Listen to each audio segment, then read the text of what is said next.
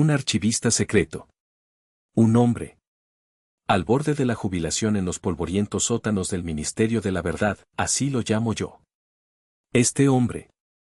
Él me confesó algo brutal.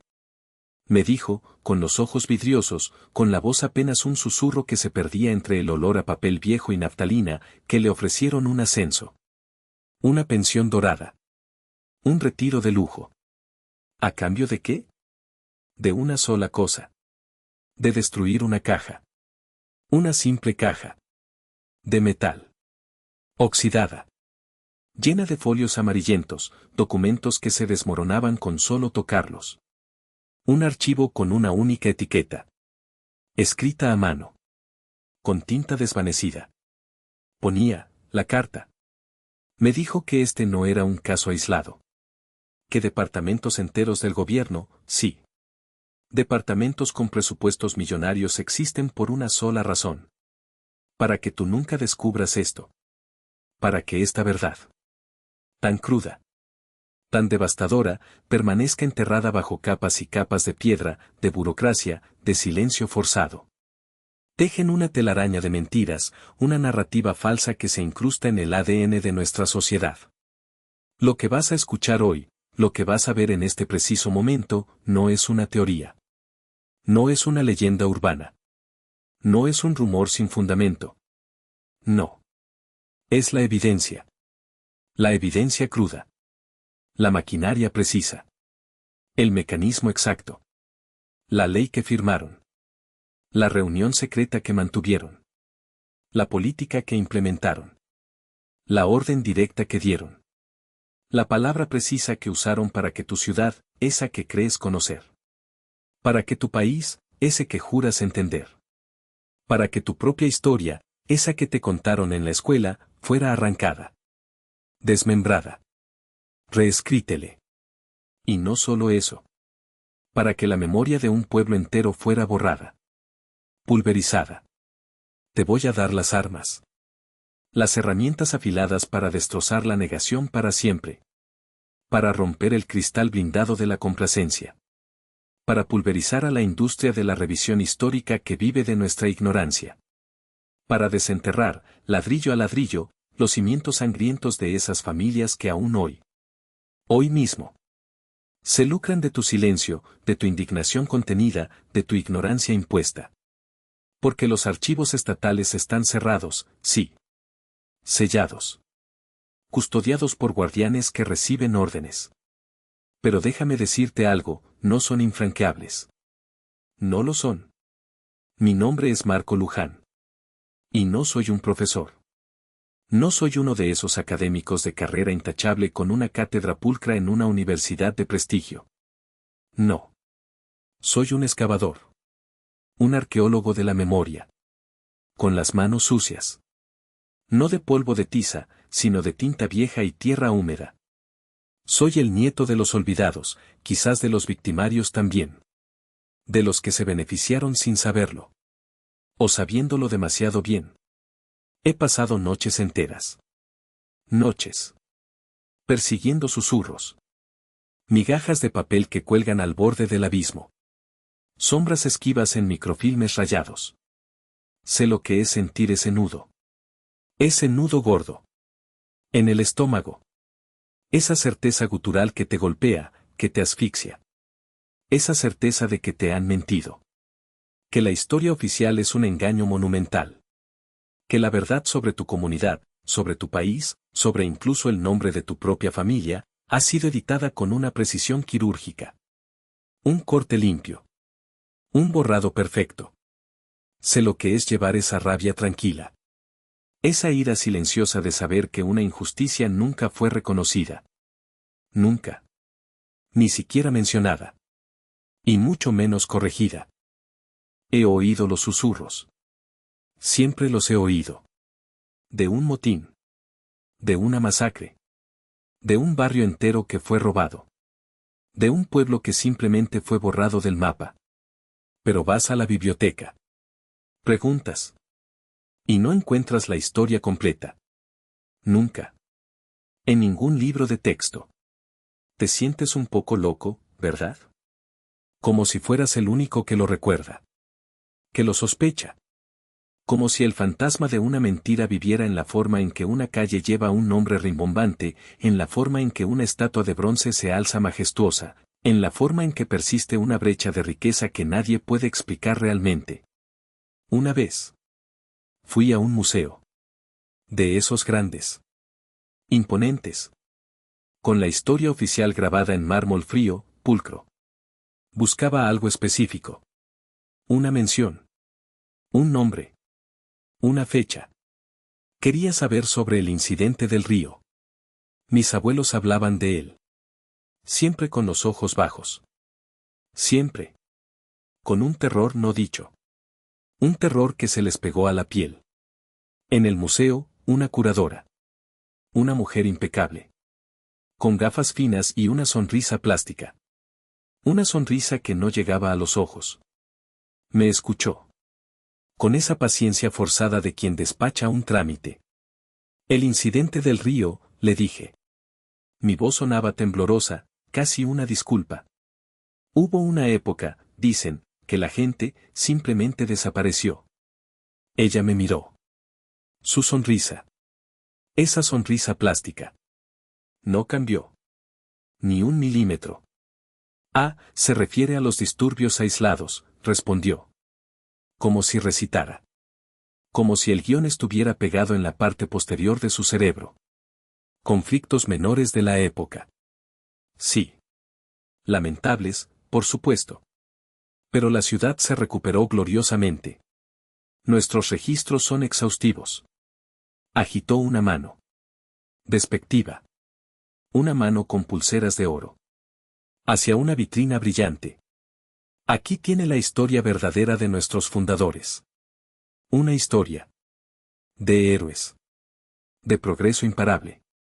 De visión. Ni un solo gramo. Ni una sola letra. Ni una sola sílaba de lo que yo buscaba. Ella no me estaba expulsando con palabras. Me estaba expulsando con su silencio educado. Con su condescendencia. Me sentí como un idiota. Como un conspiranoico. Como si lo que sentían mis abuelos, ese miedo que todavía sentían en sus huesos, fuera una invención. Una vergüenza personal. Una paranoia mía. No una cicatriz colectiva. No una herida abierta en el alma de un pueblo. La puerta de cristal se cerró. Con un chasquido suave. Definitivo. Y la verdad. Otra vez. Se quedó fuera. Encerrada. Negada. ¿Conoces esa sensación? Esa punzada de que te están tomando por tonto. De que eres tú el que está mal. El que está loco. Esa es la chispa de la rabia. Y la cena familiar. El cumpleaños de la abuela. Ambiente festivo. Risas. Champán. Un cuadro perfecto de armonía. Saqué el tema. No sobre el incidente del río, no directamente. Sino sobre un documento que encontré. Un papel de hace décadas. Una mención tangencial. El nombre de un bisabuelo. Un hombre respetado. Un pilar. Según la narrativa familiar. De la comunidad. En el documento. Su firma. Su puño y letra. Clara. En una petición. Una petición para reubicar. Esa era la palabra amable. La palabra maquillada. Para reubicar a las familias de color de un barrio determinado. Reubicar significaba expulsar. Arrojar. Despojar. Sacarles de sus casas. Es falso, dijo mi tía. Con ojos de serpiente. Se le endureció la mandíbula. Una calumnia. Nuestro abuelo era un santo. Un benefactor. Mi primo. Se levantó de golpe.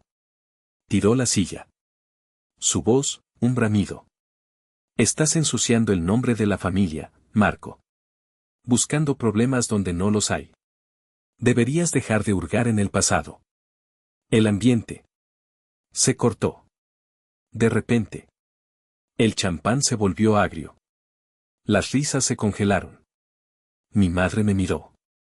Con una súplica. Silenciosa. Casi imperceptible. Una súplica de miedo. No hables de eso, Marco. Me sentí quemado. Caliente. Como si yo fuera el delincuente. El traidor. El que rompía la paz.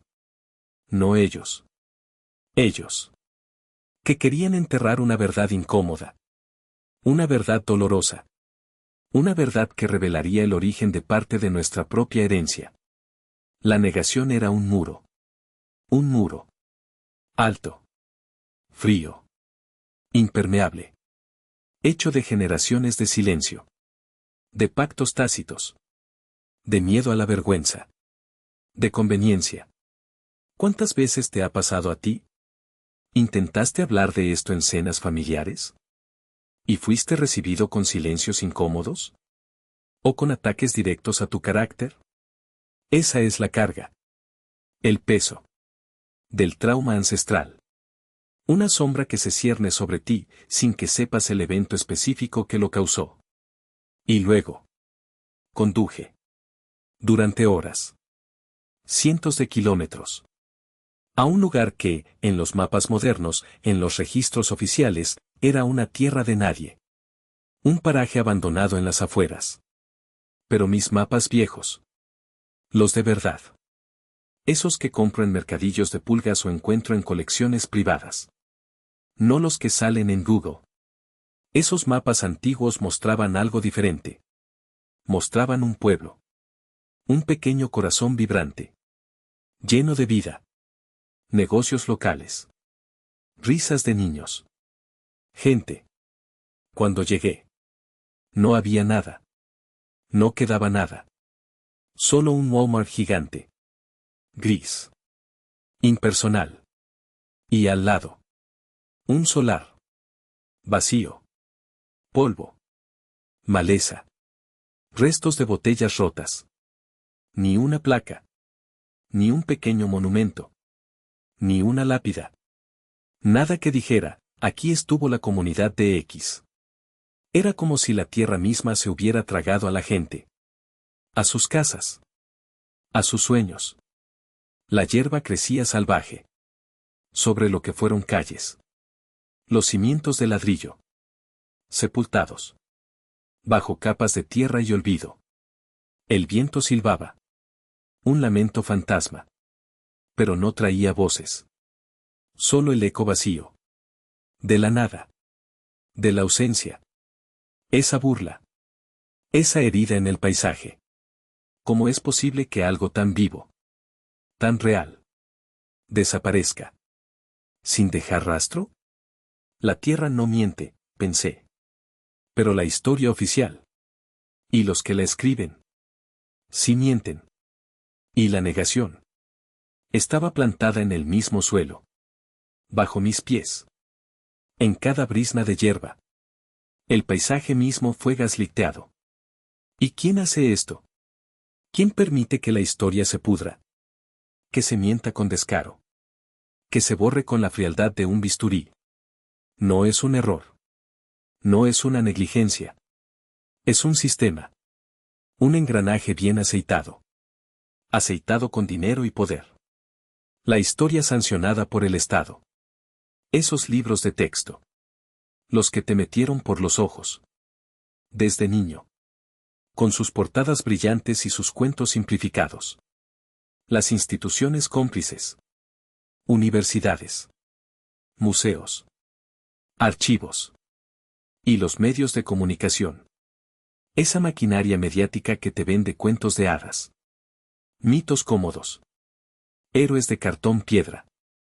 Familias adineradas. Esas dinastías. Cuya fortuna. Cuyo apellido. Están construidos sobre la sangre de crímenes enterrados. Lavando su nombre con donaciones. Millonarias. A museos. A universidades. A cambio de una cosa. Que nadie. Nadie. Se atreva a excavar bajo sus fortunas. Fortunas construidas sobre el lodo de la vergüenza. Sobre el robo. Sobre la injusticia. Sobre la sangre derramada. He visto. Con mis propios ojos. Informes arqueológicos suprimidos. Guardados bajo 7 llaves. Informes que revelan masacres. He visto datos censales redactados. Tachados con tinta negra. Densamente. Como si las vidas de esas personas no hubieran existido. Transcripciones de juicios enteros. Perdidas. Se quemaron en un incendio, te dicen. Con esa sonrisa cínica que esconde un abismo. Un desafortunado accidente. La verdad es que las quemaron. Con premeditación. Con un propósito. Para borrar el rastro. He encontrado capítulos inéditos. Sin publicar. De las biografías oficiales de esos héroes de mármol. Capítulos que revelan el verdadero rostro. El rostro desalmado. El rostro racista.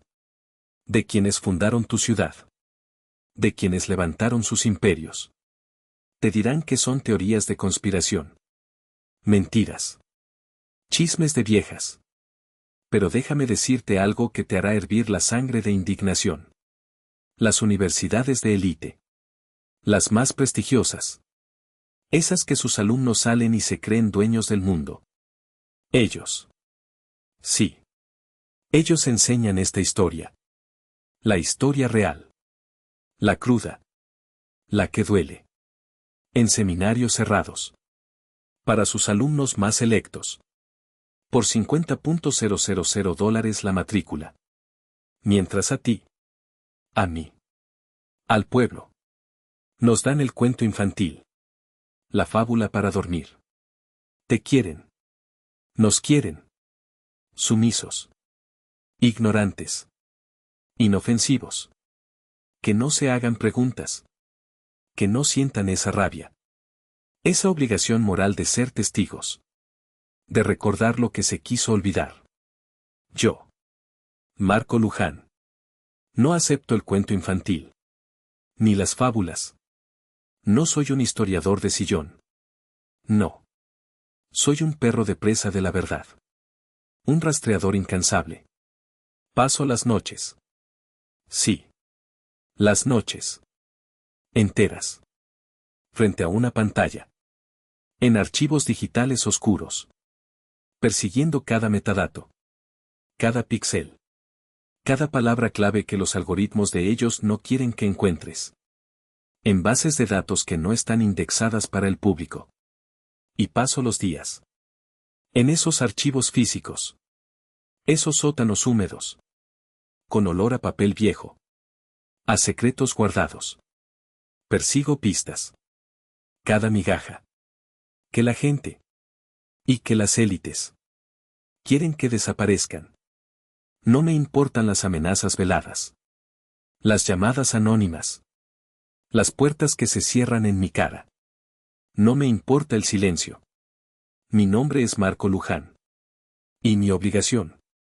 Mi única obligación. Es ser testigo. Es recordar lo que se quiso olvidar.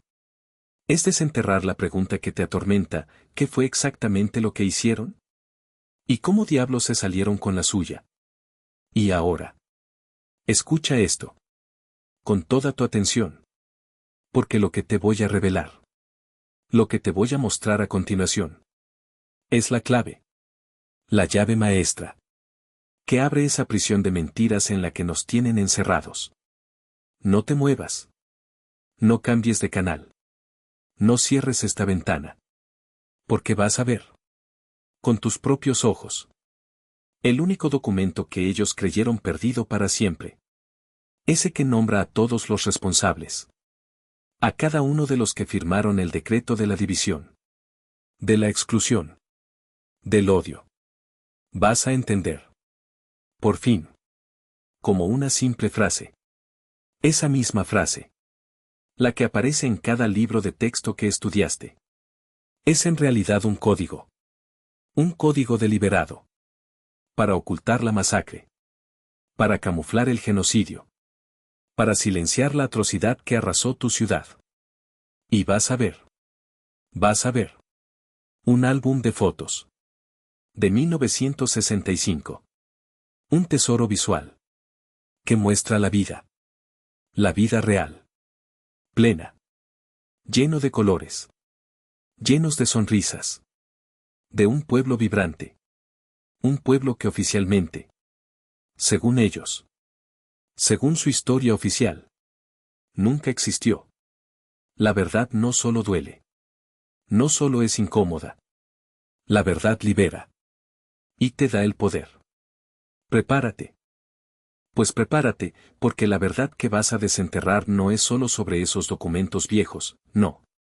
Es sobre el mecanismo invisible, el motor oculto que ha movido los hilos de tu historia y de la mía. Lo que presenciaste con el archivista, lo que yo viví en el museo, en la cena familiar, en ese pueblo fantasma, no son incidentes aislados. No son errores. Son el resultado predecible de un sistema. Una ingeniería social diseñada para humillar, despojar y borrar. Es la arquitectura de la humillación racial, un entramado tan complejo como cruel, construido capa sobre capa en nuestra sociedad. No se trata de un incidente desafortunado, se trata del guión silencioso de la supremacía blanca que se ejecuta sin que lo notemos. Es el veneno de lo racialmente común, la normalización de lo que debería ser una aberración.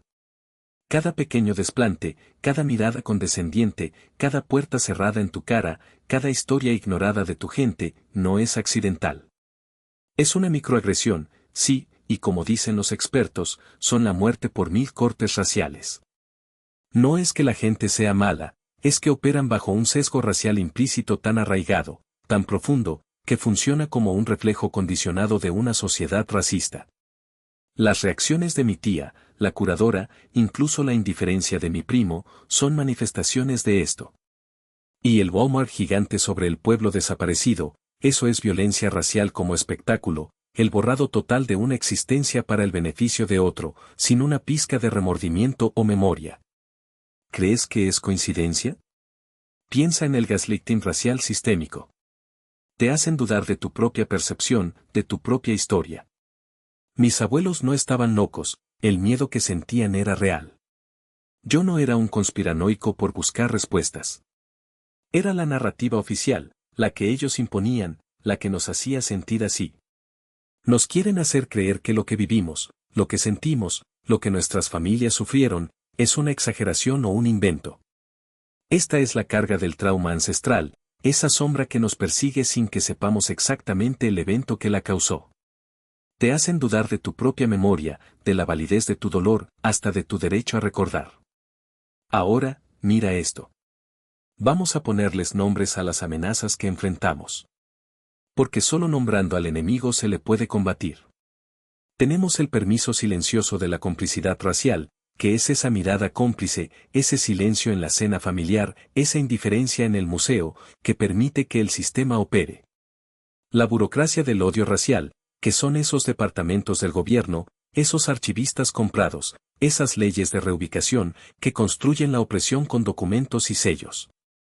Y finalmente, el mito del caso racial aislado, que es la estrategia principal para decirte que tu experiencia es única, que no hay un patrón, que son solo unos cuantos, para que nunca veas la mano del sistema detrás de cada injusticia. No lo son. Y con estos mecanismos en mente, quiero que destruyamos las soluciones y narrativas tradicionales, las que nos han vendido como normales y que solo perpetúan el problema. ¿Cuántas veces te han dicho, ignóralo? Que no le des importancia. Que pases la página. Esto, amigo mío, es automutilación espiritual racializada. Es apagar tu alarma de dolor mientras la agresión racial se metastatiza en trauma racial. Es como decirle a alguien con una herida abierta que simplemente no la mire. El dolor no desaparece, se internaliza, se pudre por dentro y te consume. Los fantasmas de esos momentos racistas te persiguen en la noche, te roban la paz, la confianza, la dignidad. Lo sé. Lo he vivido. ¿Y qué hay de la famosa era un malentendido o dialoguemos para entendernos? Esto no es diálogo. Esto es trapear la sangre de la herida racial con un pañuelo de papel. Te agotas explicando tu humanidad a alguien que está siguiendo un manual escrito precisamente para negarla, un manual llamado privilegio racial. Un verdadero diálogo requiere igualdad de poder, y el racismo existe para destruir esa igualdad en primer lugar. Imagina sentarte a explicarle al lobo por qué no debería comerse al cordero mientras el lobo ya tiene el menú en la pata. Es agotador y estéril. No puedes dialogar con un sistema que te niega tu voz desde el principio. Te convierte en un eterno peticionario de tu propia dignidad. ¿Qué tal la acción legal? Demandemos, dicen. A veces, sí, se gana una pequeña batalla. Pero la acción legal por sí sola es a menudo una mutilación financiada de un síntoma. Puede cortar una rama, pero el sistema de raíces del poder racial permanece intocable, creciendo de nuevo, más fuerte y más discreto, en su próxima forma. Es como poner una tirita en una hemorragia interna. La justicia se ralentiza, se pervierte, te desgasta financieramente y emocionalmente. Pregúntale a cualquiera que haya pasado años en los tribunales luchando contra la discriminación sistemática si su sentido de dignidad racial está intacto o si los fantasmas de esos momentos racistas no atormentan sus noches. Las victorias individuales rara vez desmantelan la estructura. Y la más insidiosa de todas, sé la persona más grande, perdona y olvida. Esto es un mandato de amnesia racial impuesto a la víctima para mantener el motor del abuso racial bien lubricado y en silencio. El perdón es una elección personal, un acto sagrado que viene de un lugar de sanación genuina. Pero el olvido forzado es una herramienta de opresión. Es un cállate y sigue adelante para que los perpetradores y los beneficiarios del sistema no tengan que confrontar su verdad. Es pedirle a la tierra que olvide la semilla para que el árbol de la injusticia pueda seguir creciendo sin que nadie lo note. Pregúntale a cualquier comunidad que ha sido borrada, como ese pueblo que encontré, si perdonar y olvidar les devolvió su existencia, sus casas, sus risas. Para destrozar todo esto, para romper el cristal blindado de la complacencia, necesitamos un nuevo tipo de conocimiento. No la historia blanqueada, ni las soluciones endulzadas. Necesitamos una comprensión brutalmente honesta. Y esta comprensión no vino de las universidades de élite, al menos no abiertamente. Vino de las entrañas de la resistencia. Escucha. En los años 60 y 70, mientras el mundo oficial miraba hacia otro lado, ancianos de comunidades negras e indígenas, junto con psicólogos radicales que trabajaban en la clandestinidad o al margen de las instituciones dominantes, comenzaron a mapear la violencia psíquica del racismo. Estudiaron cómo la discriminación no solo te robaba oportunidades, sino que te robaba el alma, la identidad, la capacidad de respirar libremente. Su trabajo fue sistemáticamente suprimido. Sus publicaciones, relegadas a oscuros journals o autoeditadas, desaparecieron de las bibliotecas. Al mismo tiempo, surgieron estudios de salud pública, igualmente silenciados, que documentaban los impactos fisiológicos del estrés racial. Como el cuerpo de las personas racializadas envejecía más rápido, como el bombardeo constante de microagresiones y la amenaza de violencia causaban enfermedades crónicas, estrés postraumático, una erosión silenciosa pero devastadora. Esto es lo que ellos llamaron desgaste racial o weathering. La ciencia lo probaba, pero la ciencia fue sepultada. Y mucho antes de todo eso, en las comunidades que vivieron bajo la opresión más brutal, en los quilombos de Brasil, en los Ash Harbors de los esclavos en Norteamérica, en los pueblos indígenas que resistieron la colonización, se gestaron estrategias ancestrales de resistencia cultural y espiritual. No esperaban que el sistema los salvara. Desarrollaron sus propios métodos para sobrevivir y prosperar, para mantener la dignidad intacta, para desmantelar mentalmente los juegos de poder del opresor. Aprendieron a descifrar el manual del sistema, a desarmar sus trampas mentales. Entendían que la supervivencia no era solo física, sino una astuta batalla psicológica. De la convergencia de estos saberes ancestrales, de la ciencia suprimida y de la psicología radical, surge un conocimiento que te da poder. Lo he llamado el protocolo de decodificación de la realidad racial. Otros lo conocen como el método de silenciador o la armadura cognitiva contra el racismo. No es una teoría, es un conjunto de herramientas prácticas. Es el GPS que te permite navegar el campo minado de la discriminación sin explotar por dentro. ¿Cómo funciona? Te enseña a ver el cableado racial detrás del interruptor de la ofensa. Cuando alguien te mira mal, te ignora, te descalifica, no lo tomas como un ataque personal aislado. Lo ves como una pieza de un rompecabezas más grande. Entiendes que esa persona no es solo grosera, sino que está operando bajo un programa de sesgos raciales implícitos. Cuando se cierran puertas, cuando se borra la historia, no sientes que el problema eres tú, sino que identificas la mano de la burocracia del odio racial. Este protocolo desarma la trampa racial internalizada antes de que se cierre sobre tu autoestima. Te permite reconocer una microagresión no como un ataque a tu valía, sino como un síntoma de un sistema enfermo, y por lo tanto, no te pertenece a ti resolverlo con tu dolor. Transforma el evento racista aislado en una página legible del manual de opresión del sistema. Te da el lenguaje para nombrar lo innombrable, para ver lo invisible y para desarmar lo que te quita el sueño. Ya no te sientes solo, porque entiendes que el ataque no es personal, sino sistémico. Y eso, amigo mío, lo cambia todo. Imagínate el poder de esto. Te voy a pintar 3 escenas de transformación antirracista que son posibles una vez que dominas este conocimiento. Primero, vas a reclamar tu narrativa racial. Imagina que entras en la sala donde ocurrió ese incidente racista o te sientas a la mesa donde tu familia te negó tu verdad. Pero esta vez, en lugar de vergüenza o ira impotente, llevas contigo el análisis preciso de la dinámica de poder racial que ocurrió. No reaccionas, respondes. No te defiendes, revelas. Ya no eres la víctima que busca comprensión, eres el especialista que ha decodificado la operación de un sistema. Tu historia no es una herida, es una lección magistral. Tu voz no ruega, declara con autoridad el cómo y el porqué de la injusticia.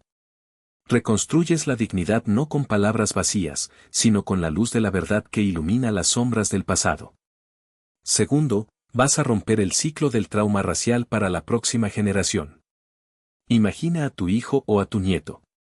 Te pregunta sobre ese incidente, sobre esa injusticia, sobre el miedo que aún sientes a veces.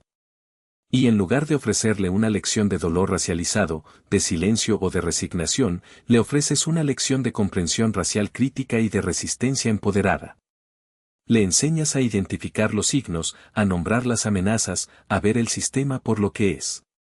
No le estás pidiendo que ignore el racismo, sino que lo desarme con conocimiento. Le das una armadura. Le das herramientas. No les heredas tu dolor, les heredas tu poder de discernimiento y resistencia. Les das la capacidad de no ser devorados por la negación o la agresión. Los equipas para la batalla que no elegimos, pero que tenemos que librar. Y tercero, vas a transformar ese dolor racial en una autoridad inquebrantable. Mírate al espejo. Ya no ves a una víctima del racismo, a alguien que carga con la vergüenza impuesta, con la herida no reconocida. Ves a un especialista en un sistema racial que no creaste, pero que ahora dominas en tu entendimiento. Tu experiencia no es un estigma, es tu cualificación más valiosa. Has transmutado la agresión en conocimiento, la humillación en poder. Te has recuperado a ti mismo. Has recuperado la soberanía sobre tu propia mente, tu propia historia, tu propia valía. El gaslighting ya no tiene efecto. La negación ya no te silencia. Te conviertes en un faro para otros, no por tu dolor, sino por la sabiduría que has extraído de él. La verdad no solo duele, la verdad te empodera más allá de lo que puedes imaginar. Este conocimiento que estoy compartiendo contigo, este protocolo de decodificación, es peligroso para el statu quo racial. Peligroso para aquellos que se benefician del silencio, de la ignorancia, de tu complacencia. Es tan potente que ellos no quieren que circule. Por eso, mi misión es entregártelo directamente a ti.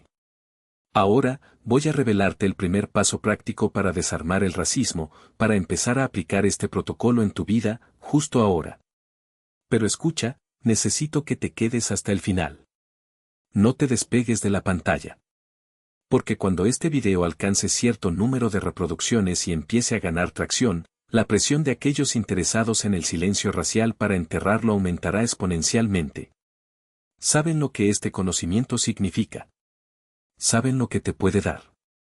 Prepárate para el primer paso, el que te dará el poder de comenzar a desmantelar esa prisión de mentiras en la que nos tienen encerrados. Este entendimiento, esta disección quirúrgica de la agresión racial, no es meramente un ejercicio académico, es la munición que necesitas. Ahora, aquí está la clave para desarmar el racismo, para transformar la herida difusa en una fortaleza inexpugnable. No es una teoría compleja, ni una terapia costosa, ni una confrontación pública que te deje exhausto. Es una práctica simple, gratuita y, lo más importante, intelectualmente innegable. Es el primer paso de tu estrategia de decodificación, la prueba de concepto que te demostrará el poder que ya resides en ti. El paso 1 es el ejercicio de reconocimiento de patrones raciales. Durante una semana, llevarás contigo un pequeño cuaderno o usarás las notas de tu teléfono. Cada vez que sientas esa punzada familiar, la microagresión, el comentario codificado, la mirada despectiva, la suposición condescendiente, la exclusión silenciosa, no la interiorizarás. No permitirás que se asiente en el rincón oscuro de tu mente, carcomiendo tu paz. En cambio, la documentarás. Una sola frase. Algo tan conciso como esto: hoy, a las, hora, en, contexto, trabajo, tienda, reunión familiar, persona / acción específica. Juan hizo un comentario sobre mi cabello, la cajera me siguió con la mirada, me ignoraron al preguntar, desplegó, táctica racial específica, eje, estereotipación, control de tono, otredad performativa, infantilización, invalidación de experiencia, para provocar, reacción esperada, vergüenza, silencio, ira, duda de mí mismo, necesidad de justificarme. Esto no es un diario de dolor. Esto no es recrear el trauma. Esto es psicología forense aplicada a tu propia vida. Estás transformando una lesión racial difusa, ese zumbido constante de inquietud y autoconciencia, en datos categorizados, nítidos, observables. Estás sacando esa carga del sistema límbico emocional, donde causa estragos, y la estás elevando al córtex prefrontal analítico, donde puedes examinarla con la frialdad de un científico. Imagina el cambio interno: de ser el objeto de una agresión, te conviertes en el investigador principal de la experiencia. Dejas de ser la víctima y te conviertes en el experto que desentraña el mecanismo. Este es un acto radical de autosoberanía. Estás recuperando el control narrativo de tu propia experiencia, negándote a ser una figura pasiva en el drama que otros intentan escribir para ti. Al principio, puede que te parezca extraño, quizás incluso un poco mecánico. Pero a medida que acumulas esas entradas, verás algo asombroso. Los incidentes raciales, que antes parecían aleatorios y abrumadores, comienzan a revelar su verdadera naturaleza: son repetitivos. Son predecibles.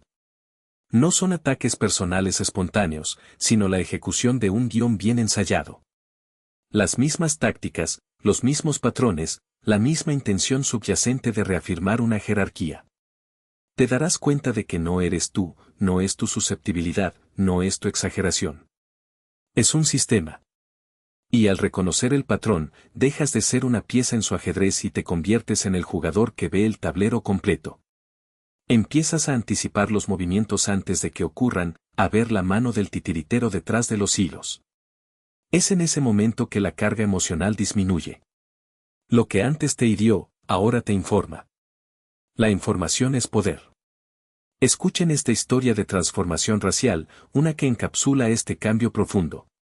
Hablé con un hombre, un profesional brillante en un campo corporativo, que utilizó este método después de enfrentar un patrón constante de microagresiones raciales y comentarios condescendientes sobre su ascendencia en su lugar de trabajo. Me contó algo profundo, algo que resonó con la esencia misma de este protocolo.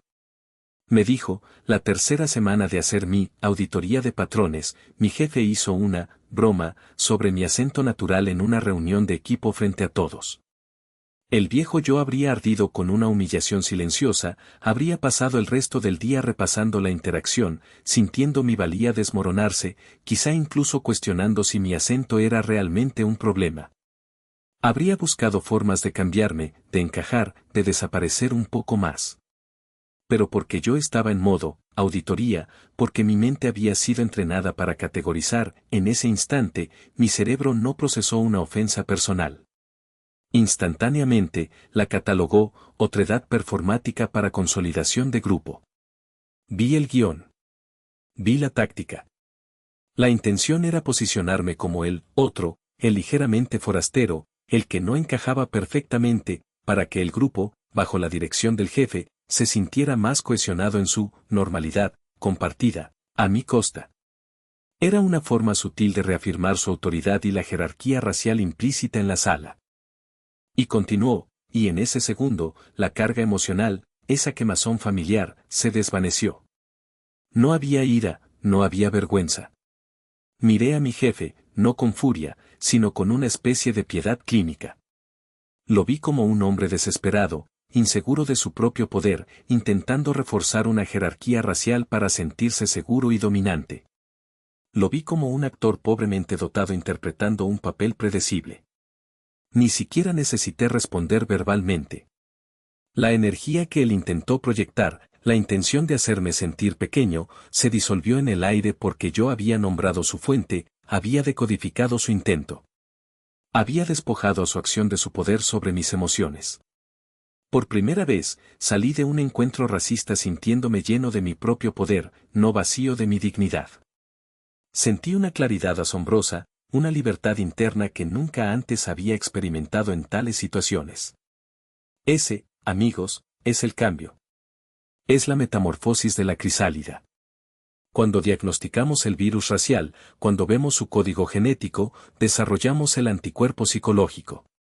No es que el racismo desaparezca del mundo, es que desaparece de tu ser interno. Ya no te posee. Ya no tiene las llaves de tu bienestar. Es el veneno que se convierte en medicina. Es el momento en que te das cuenta de que la batalla no está en el campo de batalla que ellos eligen, sino en la fortaleza de tu propia mente, en tu capacidad de ver y de nombrar lo que otros se esfuerzan por mantener invisible. Esta claridad te permite elegir tu respuesta desde un lugar de fortaleza, no de reactividad. Te da el espacio para decidir si la interacción merece tu energía, tu tiempo, tu explicación, o si simplemente es un ruido de fondo que puedes ignorar, porque ya no tiene el poder de penetrar tu escudo interno. Y no, esto no es solo una anécdota aislada de resiliencia personal. Es parte de un patrón mucho más grande, un reconocimiento que se extiende a los niveles más altos de las estructuras de poder.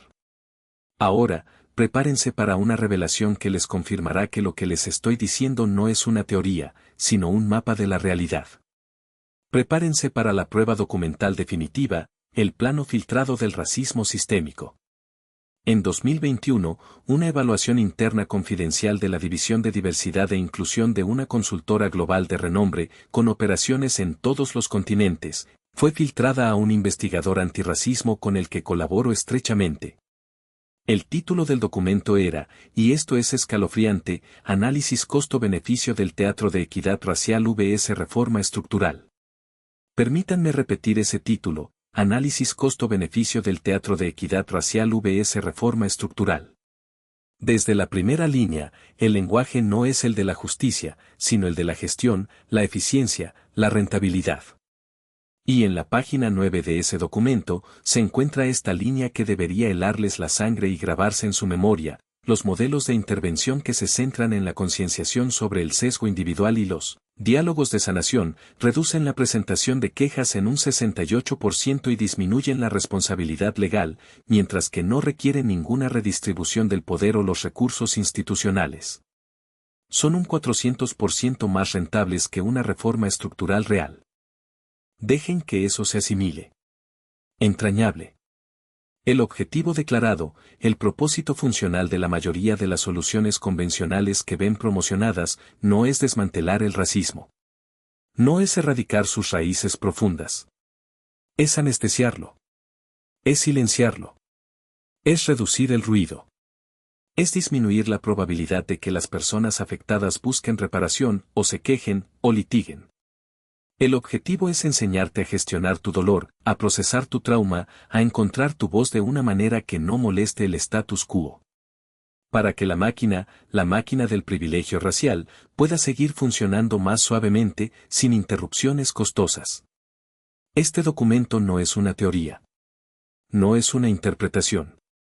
Es el arma humeante que prueba que el juego está amañado, que la mayoría de los esfuerzos antirracistas a nivel corporativo y gubernamental son, de hecho, un complejo mecanismo de control de daños y apaciguamiento, Diseñado para mantener el sistema intacto mientras te dan la ilusión de que se está haciendo algo.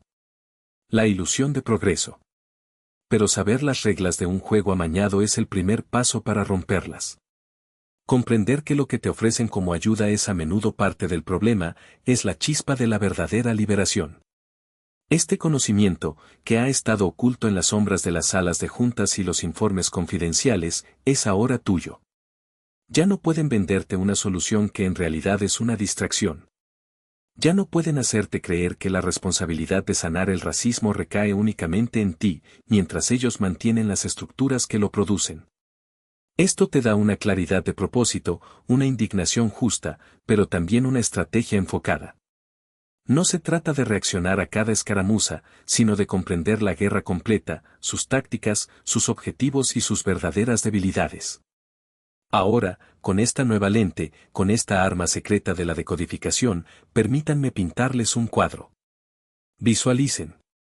Imaginen un día en la vida de alguien que ha internalizado completamente este conocimiento, alguien que ha aplicado este protocolo contra el racismo en su vida diaria, alguien que ha alcanzado la soberanía racial. No es un día sin incidentes raciales, eso es una utopía inalcanzable mientras existan las jerarquías de poder. Es un día en el que los incidentes ya no tienen poder sobre ellos. Imagina tu jueves perfecto.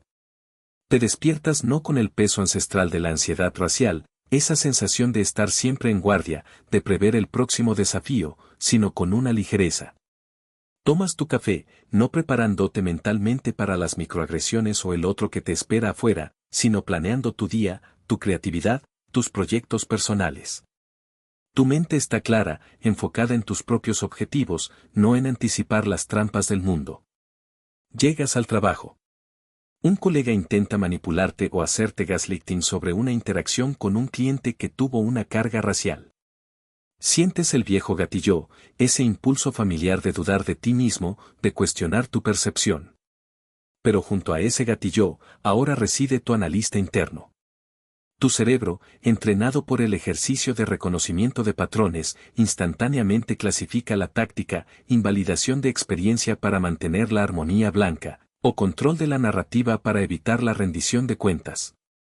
Tú, con una calma asombrosa, no con ira, sino con una autoridad serena, citas un patrón documentado que observaste la semana pasada, o la semana anterior, en un contexto similar. No lo enmarcas como una acusación personal, sino como una falla sistémica en la que ambos están atrapados, una dinámica que tú, como observador, has identificado.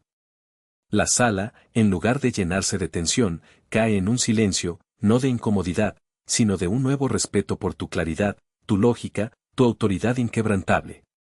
Has desactivado la bomba.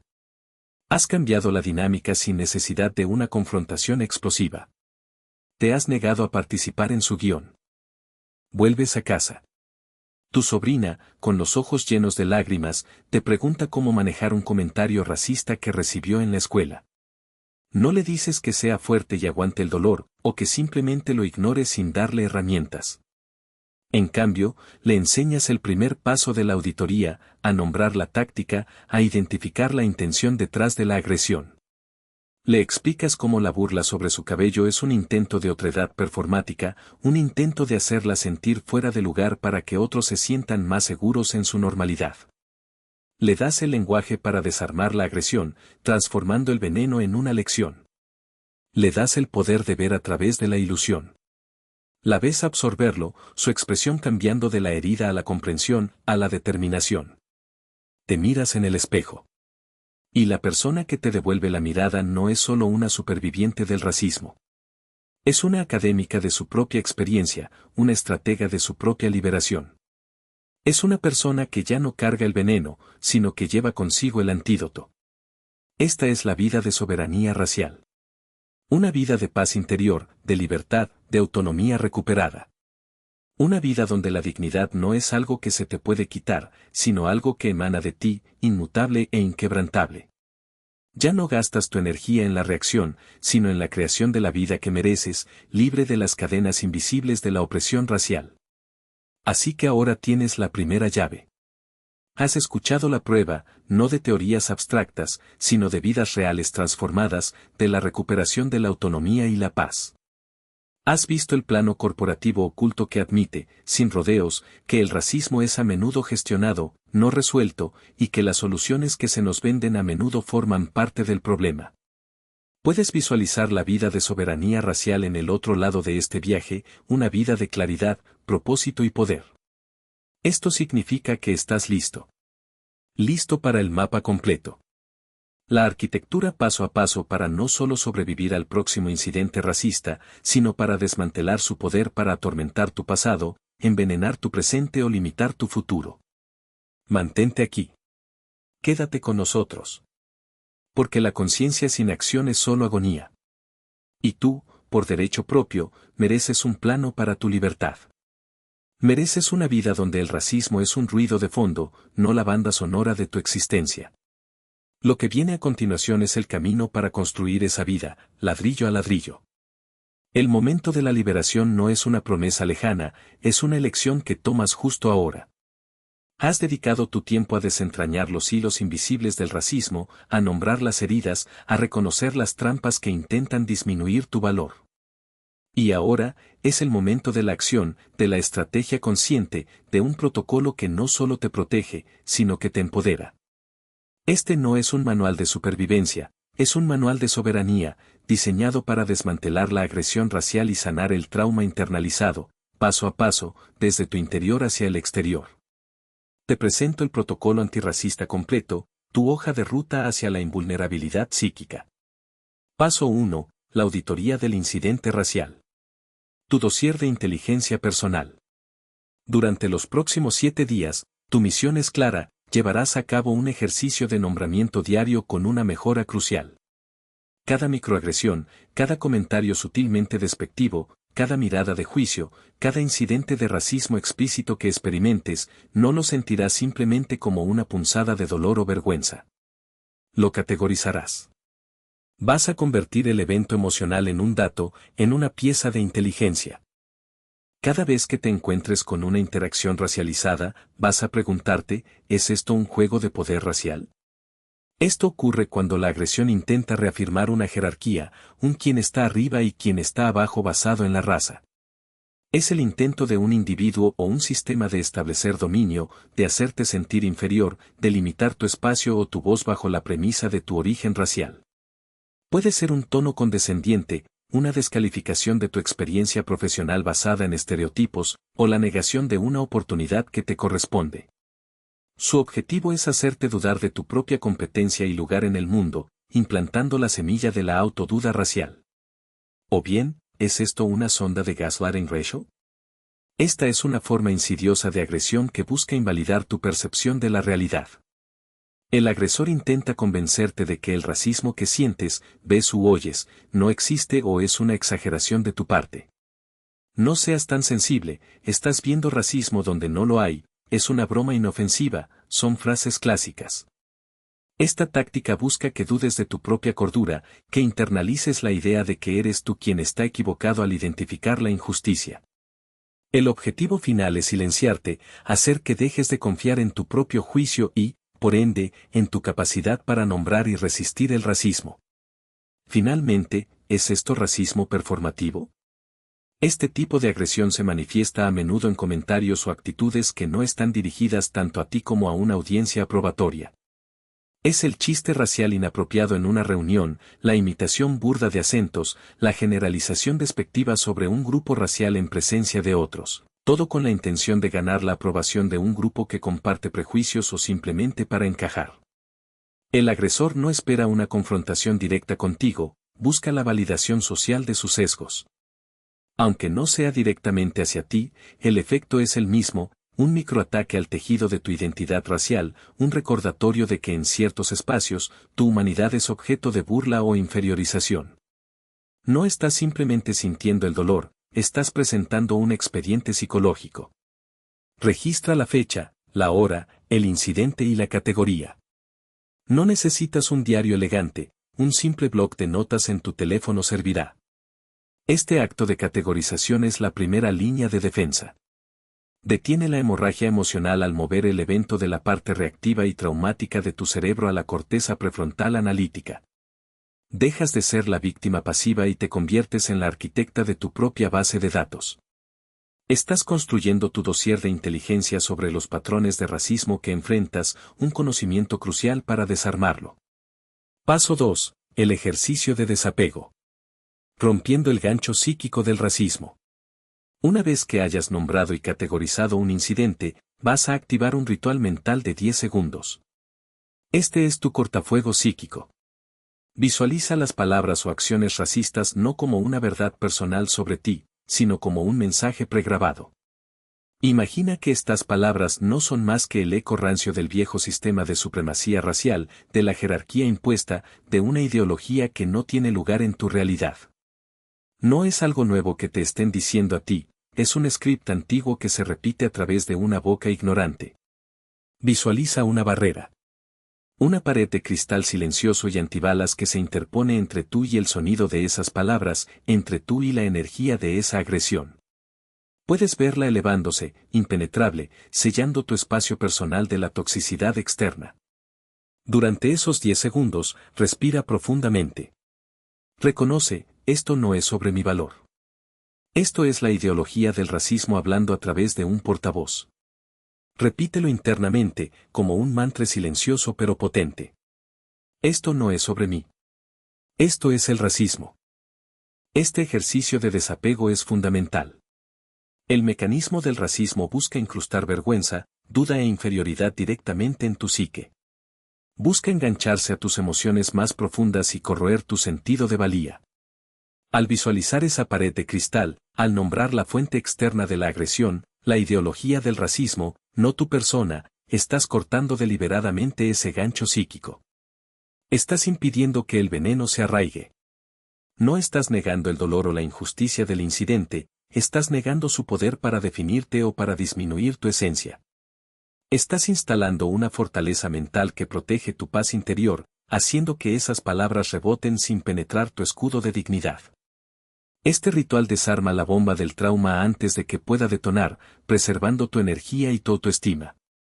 Paso 3. La recuperación narrativa. Escribiendo tu propia historia de poder. Al final de cada día, vas a tomar uno de los incidentes racistas que documentaste y vas a reescribir el guión. Este no es un ejercicio de arrepentimiento o de revancha. Es un acto de reprogramación subconsciente. En una hoja de papel, en tu bloc de notas, donde sea, escribe la respuesta poderosa, tranquila y concisa que podrías haber dado para afirmar tu humanidad. No tiene que ser una confrontación. Podría ser una mirada de calma, una frase que ponga un límite, una acción digna que reafirme tu espacio y tu valía sin la necesidad de escalar una confrontación. Por ejemplo, si te enfrentaste a una sonda de gaslighting racial que minimizó tu experiencia, podrías escribir, mi experiencia es válida. Nadie puede invalidar lo que yo he vivido. Si fue un juego de poder racial que intentó menospreciarte, tu reescritura podría ser, mi competencia y mi valía no dependen de la percepción de nadie. Si fue un racismo performativo, podrías visualizarte simplemente retirando tu energía y atención, negándoles la audiencia, o dirigiendo una mirada que comunica, tu ignorancia no me afecta. No estás ensayando para una pelea futura. Estás programando tu subconsciente con el código de la dignidad y la autoridad racial. Estás enseñando a tu mente a que su respuesta automática ya no sea de shock congelado o de herida interna, sino de claridad arraigada, de aplomo. Estás construyendo un nuevo archivo de respuestas en tu cerebro, uno donde la acción es proactiva y empoderadora, en lugar de reactiva y disminuida. Cada vez que reescribes un guión, estás borrando la narrativa de la victimización y grabando la narrativa de la soberanía. Estás decolonizando tu paisaje mental, paso a paso, frase a frase, para que tu identidad no sea un campo de batalla, sino un bastión inexpugnable. Justificación profunda. ¿Por qué este protocolo funciona? Cada paso de este protocolo está diseñado para desmantelar un mecanismo específico del racismo y sanar el trauma racial. El paso 1, la auditoría del incidente racial, corta el suministro de energía a la fábrica de racismo internalizado. Al categorizar, mueves el evento racial del cerebro emocional, donde causa trauma y almacena dolor, a la corteza prefrontal analítica, donde se convierte en dato, en información valiosa. Desactivas la bomba de la vergüenza al comprender que no es un ataque personal a tu valía, sino una manifestación predecible de un sistema. Dejas de ser el blanco y te conviertes en la estratega.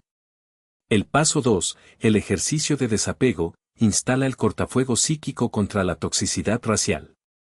Este ritual de 10 segundos no es una negación, sino una defensa activa. Funde el óxido de la inferioridad, la duda y la indignidad que el comentario racista intenta depositar en tu mente. Cuando ves esas palabras rebotar en tu pared de cristal, estás entrenando a tu cerebro para que no absorba la agresión, sino que la expulse.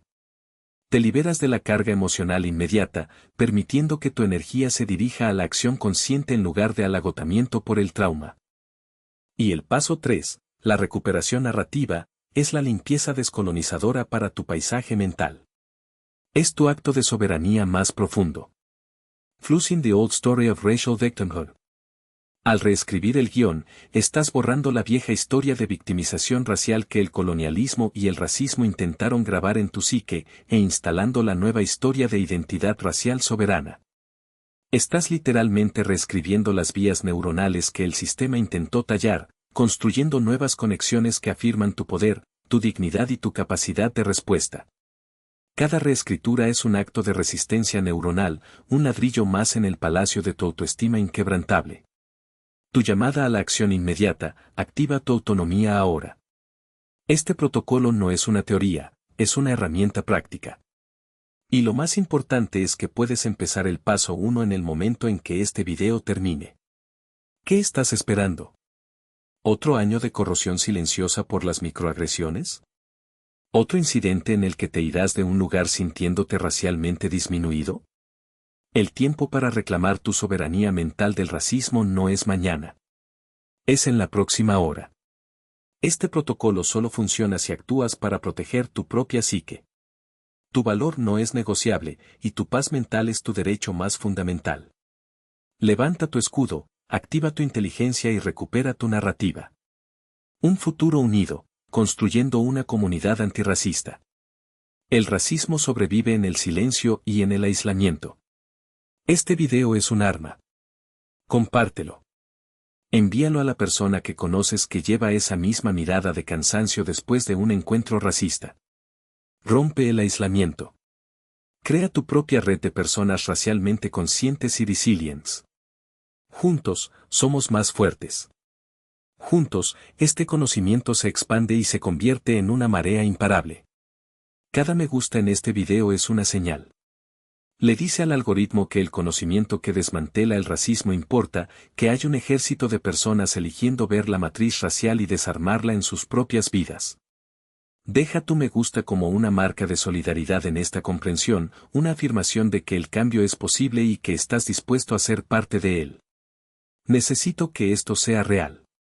Comenta aquí abajo protocolo activado cuando te comprometas a tu auditoría de 7 días del racismo en tu vida. Llenemos estos comentarios con nombres y determinación. Que el mundo vea que no estamos solos en esta lucha, sino que somos una colectividad despertando y construyendo herramientas. También, deja tus preguntas sobre cómo aplicar esto. Estaré aquí, escuchando y respondiendo, construyendo este espacio de sanación y empoderamiento contigo. Guarda este video. Fíjalo en tus favoritos. Este es tu manual de autodefensa psíquica contra el racismo. Cuando el mundo intente venderte de nuevo la vieja historia de la jerarquía racial, regresa y vuelve a ver el paso 2. Deja que este sea tu ancla de dignidad, tu recordatorio constante de que posees la fortaleza y las herramientas para mantener tu esencia intacta. La elección es ahora binaria. Puedes seguir siendo un campo de batalla para una guerra racial que no iniciaste, o puedes convertirte en la arquitecta soberana de tu propia paz y poder racial. Tienes el plano para desarmar el racismo en tu mente. Las herramientas están en tus manos. No solo nos estamos sanando a nosotros mismos del trauma racial, estamos construyendo un nuevo lenguaje de valor inexpugnable. Ahora ve, y háblalo. Tu voz, tu presencia, tu dignidad, son tu mayor acto de resistencia.